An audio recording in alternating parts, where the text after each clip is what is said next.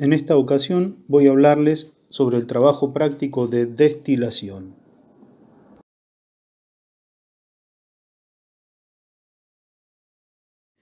La destilación es un método de separación que se basa en la diferencia de los puntos de ebullición de los componentes de una mezcla a una presión determinada. Si bien existen varios tipos de destilación, en el trabajo práctico nosotros solo veremos dos: destilación simple y destilación fraccionada, todos a presión atmosférica. Dependiendo de la composición de la mezcla y el tipo de destilación seleccionado, podemos usarlo también como método de purificación. Los objetivos del trabajo práctico son realizar una destilación simple y una destilación fraccionada de una mezcla binaria de cloruro de hidrógeno y agua. Esta mezcla forma un azeótropo de máximo punto de ebullición y luego determinar la composición de las fases vapor de las destilaciones, en función de la temperatura. Recuerden que un azeótropo es una mezcla de composición única que tiene un punto de ebullición constante a una presión determinada. Es decir que, desde el punto de vista de la destilación, se comporta como si fuese una sustancia pura.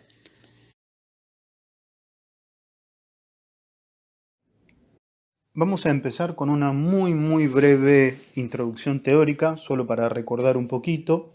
Aquí tenemos una curva de temperatura de ebullición versus composición para una mezcla binaria de tipo AB, ¿sí? Esa curva dibujada es la curva de equilibrio. Por debajo de la curva inferior está la fase líquida, por encima de la curva superior la fase vapor y en el medio el equilibrio. Si partiésemos de una mezcla líquida de composición fracción molar A, fracción molar B, y la calentásemos, en algún momento llegaríamos a la temperatura de ebullición de la mezcla.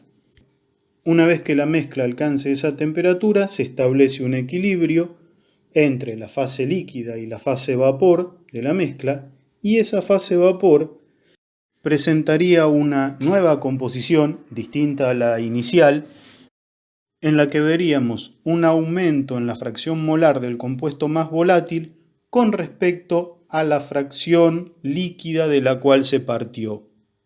Es decir, que si pudiésemos tomar este vapor, sacarlo del sistema y condensarlo, obtendríamos un líquido enriquecido en el componente más volátil con respecto al líquido inicial. Este ciclo de vaporización, condensación, es ni más ni menos que lo que pasa en una destilación simple. Tengan en cuenta que el proceso graficado está idealizado. Esto se cumple solamente para la primera gota de destilado, ya que luego la fase líquida que queda se va concentrando en el componente menos volátil y por lo tanto la temperatura de ebullición va aumentando, y eso también hace que el destilado recogido se vaya concentrando a su vez en el componente menos volátil. Es por este comportamiento, el de ir enriqueciéndose cada vez más en el componente menos volátil, que las destilaciones simples solo son efectivas como método de separación cuando la diferencia entre los puntos de ebullición de las sustancias que componen la mezcla es muy grande, más de 40 grados centígrados, y cuando la mezcla está compuesta mayoritariamente por una de las sustancias con respecto a la otra, es decir, cuando la concentración de una de las dos es mucho mayor que la de la otra sustancia.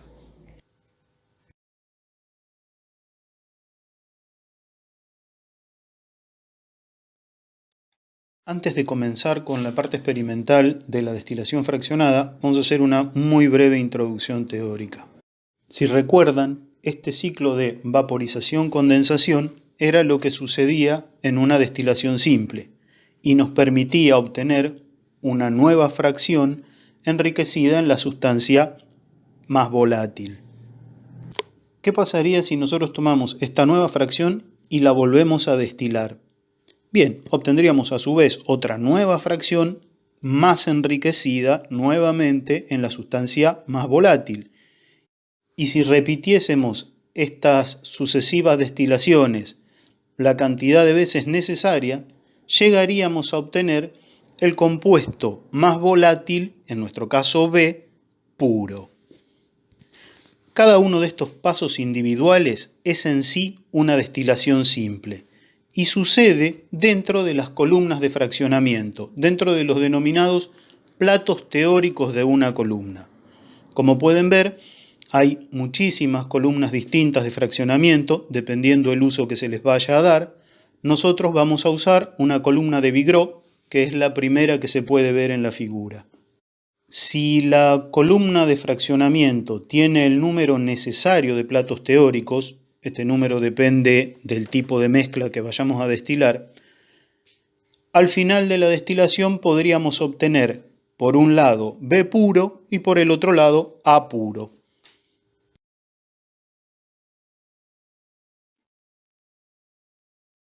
Como he mencionado con anterioridad, la mezcla que vamos a utilizar para el trabajo práctico presenta la formación de un azeótropo.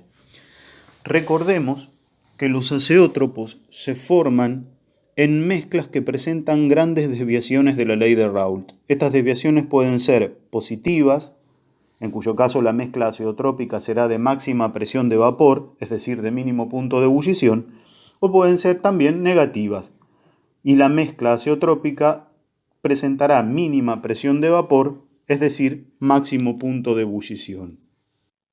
En el siguiente gráfico se representa de manera esquemática la curva de equilibrio líquido-vapor para una mezcla binaria compuesta por B y C. Esta mezcla, además, presenta un azeótropo de máximo punto de ebullición.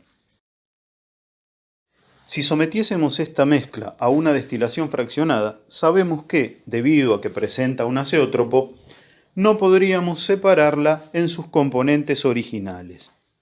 De hecho, las fracciones a obtener solo presentan 3 combinaciones y dependen de la composición de la muestra original a destilar.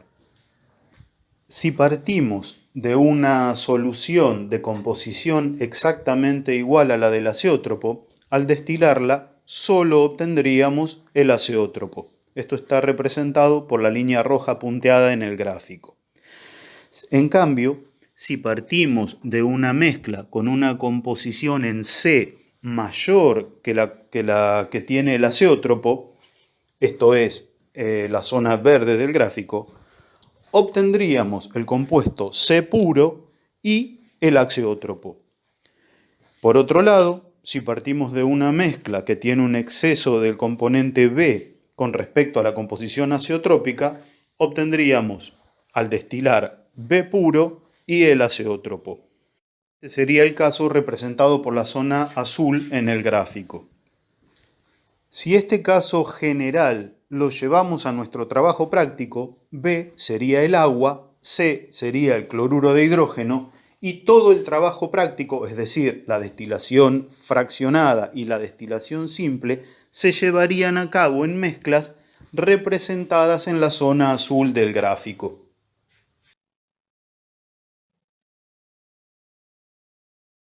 Como pueden observar, un equipo de destilación simple consta de varias piezas. Ahora vamos a ver un poquito cómo se arma y para qué sirve cada una. En principio, bien, un balón donde ponemos la solución a destilar y debemos tener o poner algo dentro del balón que mantenga el líquido en agitación mientras se está calentando, se está produciendo la destilación.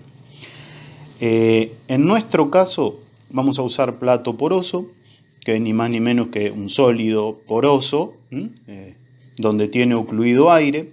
El aire se va liberando en forma de burbujas a medida que van calentando y estas burbujas mantienen el movimiento en el líquido. Esto se hace para evitar proyecciones. También tenemos un cabezal de destilación que tiene una salida lateral y una salida superior. En la salida superior vamos a conectar un termómetro. Obviamente tenemos que seguir la evolución de la temperatura en la destilación. Hay que fijarse que el bulbo del termómetro tiene que quedar exactamente en la salida lateral, a la misma altura de la salida lateral, en la que se conecta un refrigerante. En este refrigerante lo que va a pasar es que va a condensar el vapor que está destilando. Si se fijan, la circulación de agua por el refrigerante debe ser contracorriente del vapor, ya que de esta manera hay un mejor intercambio de calor.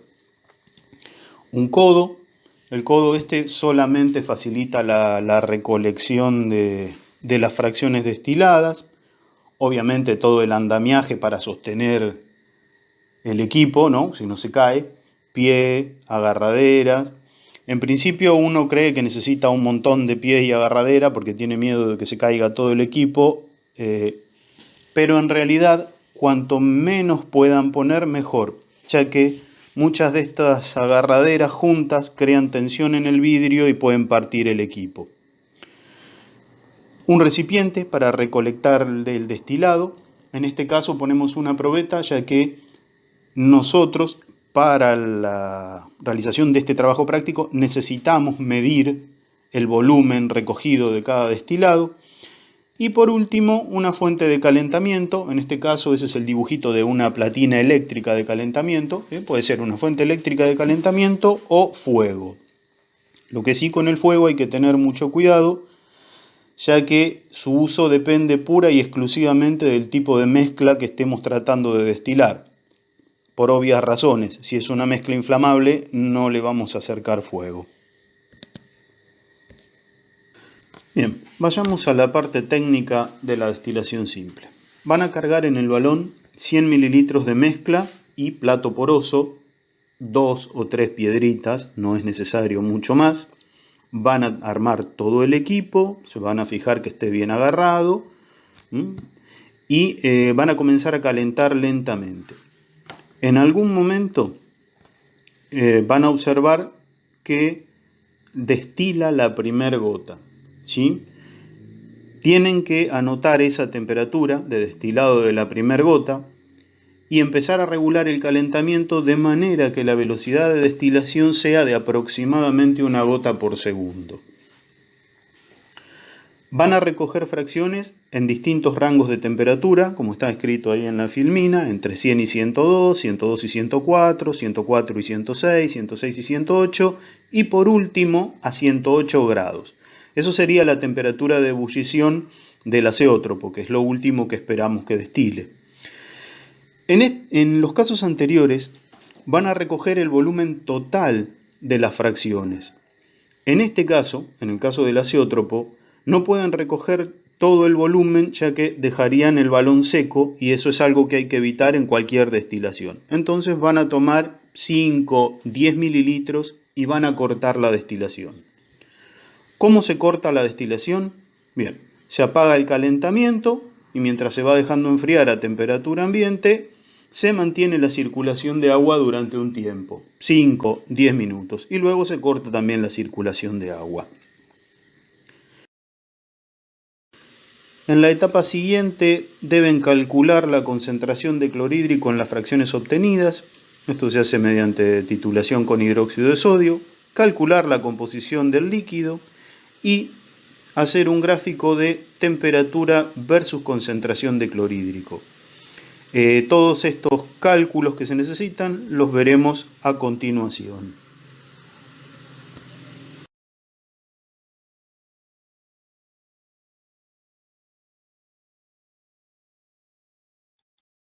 Una vez finalizada la destilación, obtenemos los siguientes datos: las temperaturas medias de cada fracción, los volúmenes obtenidos de cada fracción, los volúmenes que se titularon de esas fracciones, el volumen gastado de hidróxido de sodio, el volumen inicial de la mezcla, 100 mililitros, la concentración inicial de la mezcla, 3 molar, y obviamente la concentración del titulante utilizado. Con estos datos calcularemos la concentración de ácido clorhídrico en las fracciones obtenidas, que se corresponden a la concentración de clorhídrico en la fase vapor. La forma es sencilla, reglas de 3 simples, como se hace cualquier titulación. Luego debemos calcular la concentración de ácido clorhídrico en la fase líquida remanente después de extraer cada una de las fracciones. Es necesario calcular el número de moles de clorhídrico que se extrae en cada fracción, nuevamente mediante una regla de 3 simple muy sencilla. También se necesita calcular el volumen del líquido remanente después de la extracción de cada fracción, en este caso es una recta, volumen inicial menos volumen de fracción extraída. Fíjense que aquí el volumen inicial se refiere al volumen que queda después de cada extracción, no es siempre el mismo volumen inicial de 100 mililitros, ¿no?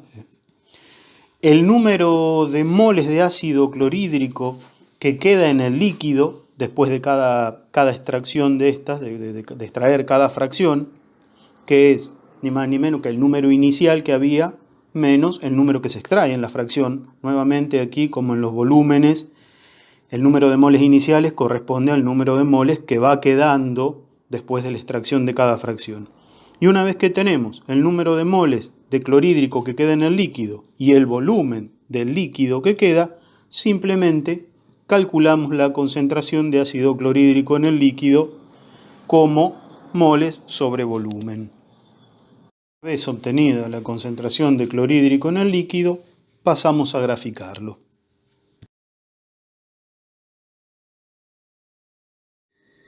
Finalmente, los datos obtenidos anteriormente se vuelcan en un gráfico de temperatura versus concentración de clorhídrico, tanto para la fase líquido como para la fase vapor. Como ven, solo se obtiene un pedazo de la curva, no la curva en su totalidad. Hay que destacar que las temperaturas que se toman son las temperaturas medias de los intervalos.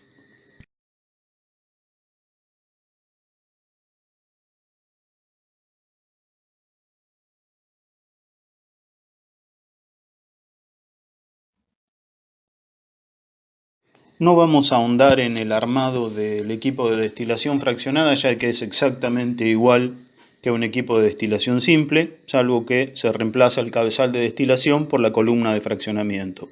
Aquí también hay que tener en cuenta la posición del bulbo del termómetro, tiene que estar siempre a la altura de la salida lateral. La parte técnica, la parte experimental de esta destilación fraccionada es exactamente la misma que la de la destilación simple. Lo único que cambia es que en este caso no vamos a recoger fracciones en función de la temperatura de destilado, sino por volumen. ¿Sí? Se van a recoger fracciones de 5 mililitros, anotando, por supuesto, la temperatura de destilación de cada una de esas fracciones. Al final de la titulación, todas las fracciones que destilaron a la misma temperatura se juntan en una sola y se hace una sola titulación. Y el gráfico que vamos a realizar en este caso es de temperatura de ebullición versus volumen de destilado.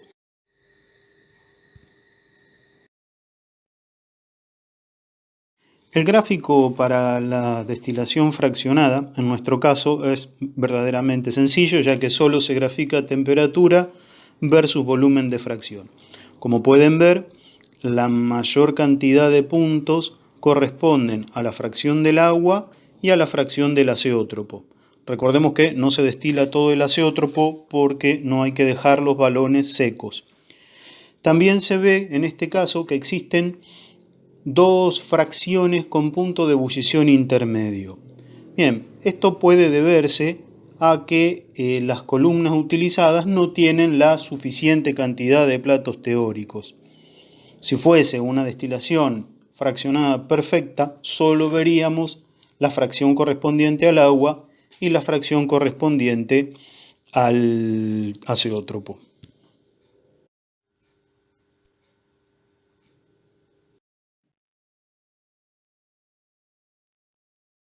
Es posible, mediante los datos obtenidos en una destilación fraccionada, calcular de manera sencilla la composición azeotrópica. Consideremos una fracción destilada ideal, de manera de poder simplificar los cálculos. Es decir, aquella en la que solo obtenemos el componente que está en exceso con respecto a la composición azeotrópica, es decir, en nuestro caso agua, y el azeótropo. Esta destilación ideal se representa en el gráfico. Teniendo simplemente los datos de volumen inicial y concentración inicial de la fracción original, podemos calcular el número de moles de cloruro de hidrógeno presente en ella. Sabiendo o midiendo el volumen de la fracción de agua que se destila y teniendo el volumen original, podemos a su vez calcular el volumen de azeótropo. Sabiendo también que todo el cloruro de hidrógeno forma parte del azeótropo, vemos que en los 49 mililitros de azeótropo se encuentran los 0,3 moles de cloruro de hidrógeno.